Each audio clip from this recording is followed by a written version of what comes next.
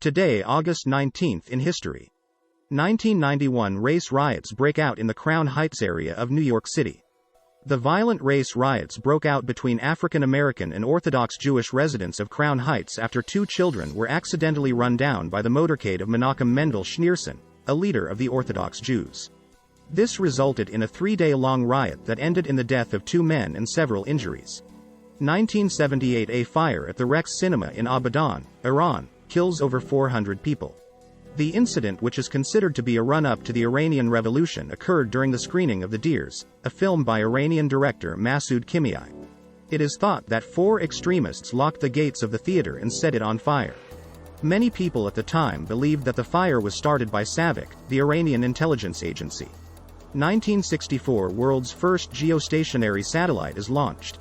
Syncom-3, a communications satellite, was launched from Cape Canaveral in Florida. A geostationary satellite is a man-made object that follows the Earth's rotation around its axis. Because of this, it looks like it is not moving in the sky for observers on Earth. Like all geostationary satellites, Syncom-3 was placed in orbit about 22.00 miles from Earth, above the equator and near the international dateline. The 1964 Tokyo Olympics were broadcast to the United States with the help of this satellite. 1960 Sputnik 5 is launched by USSR. The Soviet spacecraft carried 2 dogs, Strelka and Belka, who became the first living beings to survive in space. 1919 Afghanistan gains independence from the United Kingdom. The Central Asian country came under British control in 1859.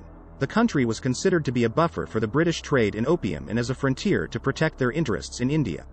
Despite trying several times to consolidate their rule over Afghanistan, the Afghan people remained hostile to British control, and in 1919, King Amanullah declared Afghanistan to be independent from Britain's protection. The declaration launched a war called the Third Anglo-Afghan War, which ended with the signing of the Rawalpindi Treaty on this day. The treaty granted Afghanistan independence from the British. For more updates, subscribe to our YouTube channel, Ultimate Updates. Also follow us on our social media platforms, Facebook, Ultimate Updates, and Twitter at Ultimate Updates.